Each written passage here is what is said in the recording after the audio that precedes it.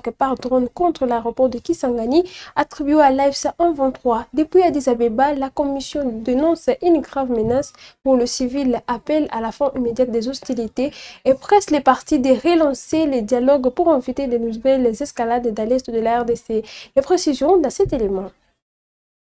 Le président de la Commission de l'Union africaine, Mahamoud Ali Youssouf, a fermement condamné une attaque par drone menée contre l'aéroport de Kisangani dans l'est de la République démocratique du Congo et revendiquée par le mouvement armé AFC-M23. Dans un communiqué officiel, il a exprimé sa vive préoccupation face à une opération visant une infrastructure située en pleine zone urbaine mettant en danger des populations civiles. Selon l'Union africaine, une telle attaque constitue une violation grave du droit international humanitaire, notamment de principes de distinction, des proportionnalités et des précautions. L'organisation souligne qu'en l'absence de preuves établissant le caractère strictement militaire de la cible, une infrastructure aéroportuaire conserve un statut civil et doit être protégée. S'appuyant sur les instruments africains de lutte contre le terrorisme dont la Convention de l'OIA de 1999 et son protocole de 2004, la Commission estime que l'attaque pourrait relever d'un acte terroriste. Elle rappelle que les groupes armés non étatiques ne peuvent justifier des actions mettant en danger des civils ou des infrastructures civiles et prévient que leurs auteurs pourraient être poursuivis individuellement au regard du droit international. L'Union africaine met également en garde contre une extension des combats vers des centres urbains éloignés des lignes de front, facteurs d'escalade susceptibles d'aggraver la crise humanitaire déjà critique dans l'Est congolais. Elle appelle l'AFC-M23 à cesser immédiatement les hostilités, à renoncer aux méthodes de guerre indiscriminées et à respecter les engagements pris dans le cadre des efforts de paix. Enfin, la Commission exhorte l'ensemble des parties à appliquer sans délai l'accord de Doha afin de favoriser un cessez-le-feu effectif, une désescalade durable et un retour au dialogue politique. Elle réaffirme le soutien de l'Union africaine et la souveraineté et à l'intégrité territoriale de la RDC tout en promettant de poursuivre ses efforts avec les partenaires régionaux et internationaux pour restaurer la paix et la stabilité dans la région. À Washington, lors du National Prayer Breakfast du 5 janvier 2026, Donald Trump a mis à l'honneur le président congolais Félix-Antoine Tshisekedi, unique chef d'État africain présent, saluant son rôle dans le Washington Accord for Peace and Prosperity entre la RDC et le Rwanda dans un vaste partenariat minier avec les États-Unis. Reportage.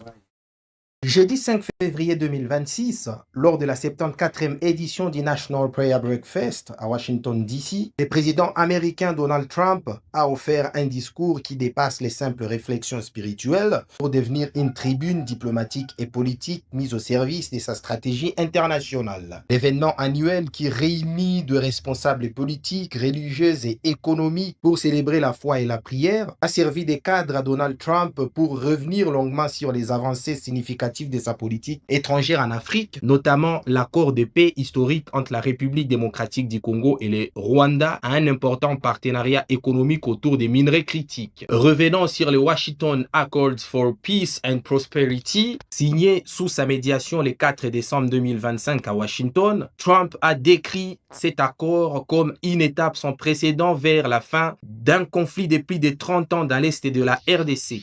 Il a salué le leadership du président congolais Félix Tshisekedi, présent à ses côtés, qualifié de très courageux, remarquable et vrai président pour son rôle dans la paix et la stabilité régionale. Au-delà de l'aspect diplomatique, le locataire de la Maison-Blanche a aussi mis en lumière l'accord économique majeur sur les ressources en minerais critiques, notamment le cuivre et le cobalt, conclu parallèlement avec la RDC et les États-Unis, que Trump a qualifié de plus grand accord sur les minerais de l'histoire entre les États-Unis et l'Afrique, soulignant son importance stratégique pour la chaîne d'approvisionnement américaine. L'intervention présidentielle n'a pas été exempte des clins d'œil personnels et d'humour. En conclusion, Trump a fait une référence aux Écritures tout en évoquant la conseillère spirituelle Paula White Cain, mêlant ainsi foi et politique dans une adresse qui a largement circulé sur les réseaux sociaux congolais et dans les médias africains. L'intervention de Tshisekedi à Washington s'inscrit dans un contexte diplomatique dense avec des réunions bilatérales, notamment avec les secrétaire d'État américain Marco Rubio pour discuter de la mise en œuvre de l'accord de paix et des opportunités minières après un sommet sur les minerais critiques le 14 février 2026. L'ensemble de ces démarches marque une étape importante tant pour la paix durable en Afrique centrale que pour les relations économiques stratégiques entre la RDC et les États-Unis.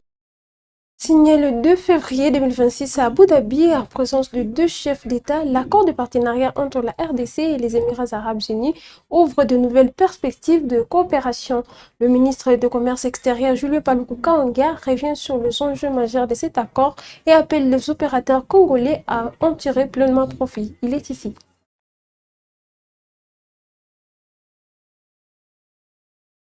C'est un événement historique dans l'histoire récente de la RDC. Vous savez, le président de la République, son Excellence Félix Antoine Tshisekedi, avait commencé par participer à l'Expo Dubaï 2020, qui avait été organisée en 2021. Et c'est de là que sont nées des grandes idées. La première, c'était effectivement de devoir mobiliser les partenariats d'ici pour construire un port, le port en eau profonde de Banana, en vue de réduire le coût logistique pour que nos produits soient compétitifs. La deuxième, c'était de devoir signer un accord pour d'abord cibler les secteurs de matières premières, parce que vous savez, à l'époque, toutes les matières premières de l'Est transitaient par des pays voisins pour atteindre cet espace. Et là, il a créé Primera Gold pour nous permettre de devoir structurer nos exportations, et on a commencé à exporter près de 9 tonnes d'or au lieu d'une dizaine de kilos qui se faisait pendant beaucoup d'années.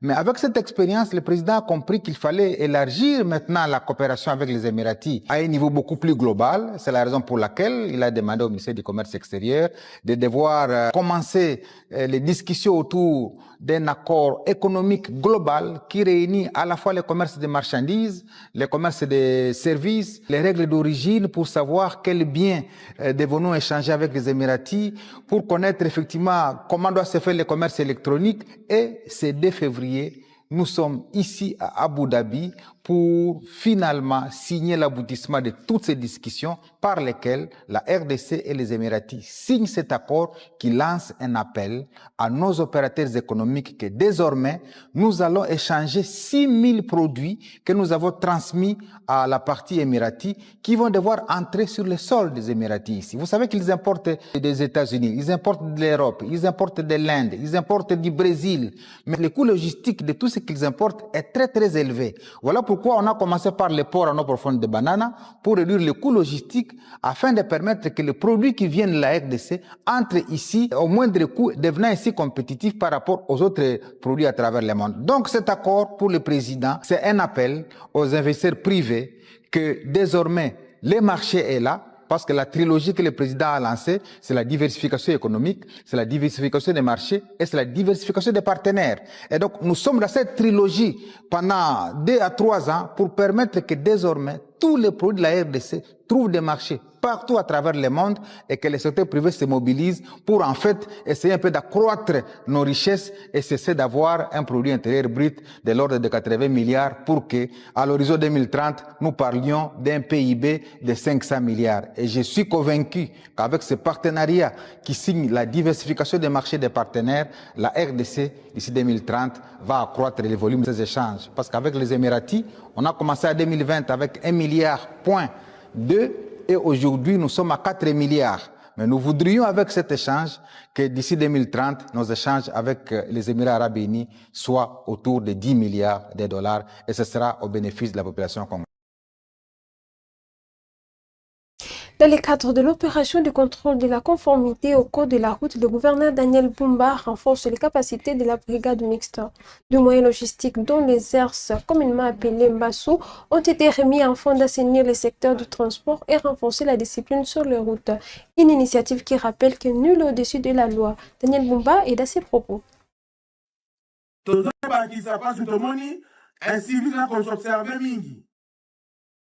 Na refus obtempéré na certains usagers. Toujours ba sawa ben na kabambasu. Soko kwa goto ça au kusani ne na optoboka. Soko toboki pour récupérer la fourrière du taborom sur la taxi. Soko va tenir sur la barricade observer parce que soko on filmé parce que deux voisins va identifier. Embouteillage ou désordre qui est là 10 minutes, 2 heures. Quand on doit shift à Boutou, ça n'a rien à voir avec l'instauration et l'insécurité, mais ça on a plus qu'on nous a fluidifié davantage, peut faire observer sécurité n'a pas la à ces heures-là. Parce que dans l'embouteillage, quand on a sorti les heures du matin, ils sont se plaignent. ensuite toyei kosala ordre ntina mini eza likambo pasi te nabengi na bato bayeba coordination toyei kosala ezali mpo na intérêt na biso nyonso parce que toremarke même eza na mutu moko ntango akozala patron aza na mituka 50-70 asorganize na bacarrefour bakontrola mituka na ye te et tout cela normal eza na mutu moko te na nsima opération oyo aofuta 564 $ de lui-même ça c'est faux parce que soki oza chauffeur okoselimite akosomba permis mokolo mutuka akosomba assurance akosassure mutuka ezala na vignette soki asalaka transport akosala transport. Au Nord Kivu, après l'installation du gouvernement provincial AF123 à Goma, le coordonnateur politique du mouvement, Corneille Nangaa, s'est adressé ce vendredi 6 février à la population. Il a affirmé que la guerre était désormais terminée dans cette partie de la RDC et a présenté les grandes lignes de nouveaux plans de développement pour la région.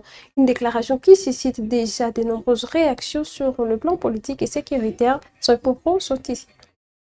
Vita imeisha.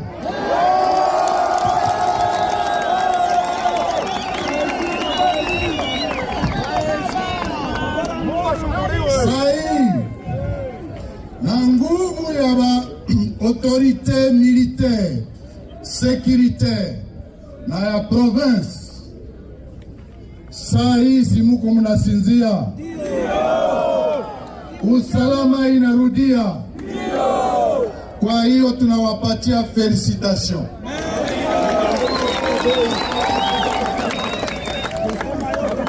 Na ya mwisho ni kuambia vita imeisha, lakini tunaanza development. Tunaanza kujenga. Na ndio maana unaona tuko hapa. Tuone hiyo mashantie zote. Na iprofite hiyo kupana felicitation kwa secrétariat permanent wetu wa chama, mais surtout kwa gouvernorat wetu wa Nord Kivu. Na kazi nye biko wanafanya sahihi. Tunawaomba kila mtu atie mkono. Nyiragongo itajengwa na nani? Nyiragongo itajengwa na nani? Sasa Nord Kivu itajengwa na nani? Na Kongo itajengwa na nani? Ndio maana tunasema vita inaisha na gisi AF123 inafika sahihi hapa. Hakuna kurudi nyuma. Yetu vocabulaire ni kusema tutasonga mbele. Tutasonga mbele mpaka ya À Beni, les dossiers de capture de passeports fait polémique. L'activiste Jacques Sinzaira interpelle la ministre d'État aux Affaires étrangères Thérèse Kaikwamba ainsi que le ministre de la Justice. Il dénonce l'imposition de frais supplémentaires aux requérants à violation des textes en vigueur. Suivez ses propos.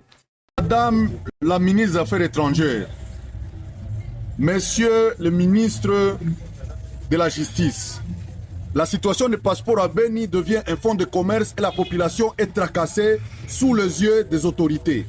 À la banque, vous payez 75 $ et recevez un bordereau avec un code qui est. Mais pour l'approbation de la fiche d'identification par l'ANER, vous payez 20 $.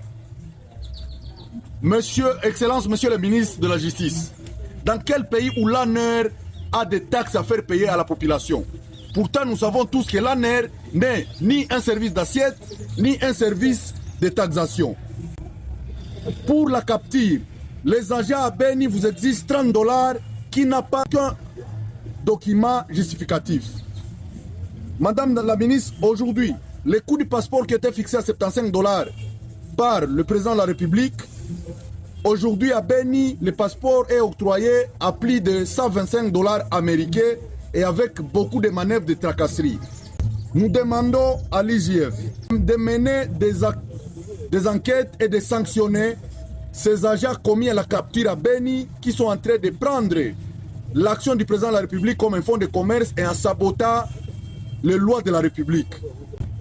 Madame la ministre des Affaires étrangères, vos agents ici nous disent que les $30 qu'ils font payer pour la capture est cautionné comme frais de fonctionnement. Pourtant, à Kampala, avec $75, vous obtenez le passeport. Est-ce qu'à Kampala, il n'y a pas les frais de fonctionnement? Est-ce qu'à Bunia et ailleurs, il n'y a pas de frais de fonctionnement? Nous pensons que notre République doit respecter ses engagements et ses lois. Le prix du passeport officiel est de $75, mais la population à Beni l'obtient à prix de $125. Trop c'est trop, Excellence, Madame Kaikwamba, nous pensons que les Congolais méritent mieux et les autorités doivent éviter de violer eux-mêmes leurs propres lois. Ce n'est pas seulement la population de respecter les lois. Enfin, à Ituri, les débats autour de l'état des sièges restent vifs. L'ancien vice-ministre de la Défense nationale, Sami Adoubango, plaide pour son métier, estimant que sans cette mesure exceptionnelle, la situation sécuritaire sera bien plus critique. Selon lui, l'état du siège a permis de contenir la menace de groupes armés et d'éviter une instabilité majeure dans la province. Plus de détails dans ces...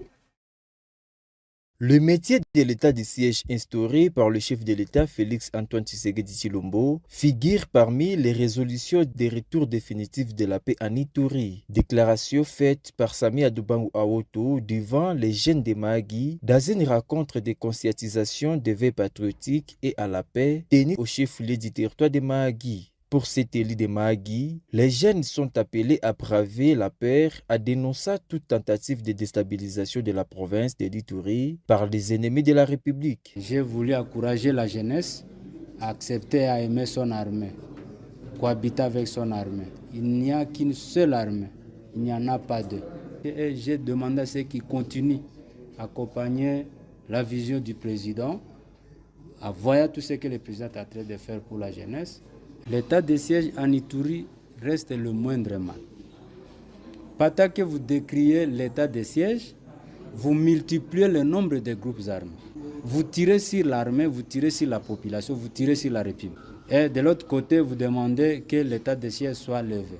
N'eût été cet état de siège au stade actuel, Thomas Lubanga serait déjà à Bunia. Qu'il pleuve, qu'il neige, en tout cas, on doit maintenir cet état de siège et dans la traitant, laisser l'armée de faire son travail. Et vous aussi, il faut accompagner l'armée. Ces messages trouvent un écho favorable auprès des participants. L'Excellence a eu la chance de venir échanger avec nous sur des questions beaucoup plus sensibles concernant la sécurité qui est menacée dans notre province. L'engagement pris est celui de pouvoir sensibiliser les jeunes à ne pas adhérer à des groupes armés et aussi à éviter d'être manipulés pour des fins mesquines de certaines personnalités politiques. Cette campagne de mobilisation à la paix menée par l'ancien vice-ministre de la Défense intervient après l'étape de Djalasiga en chefferie des Alours d'Ouganda et celle du territoire d'Aru.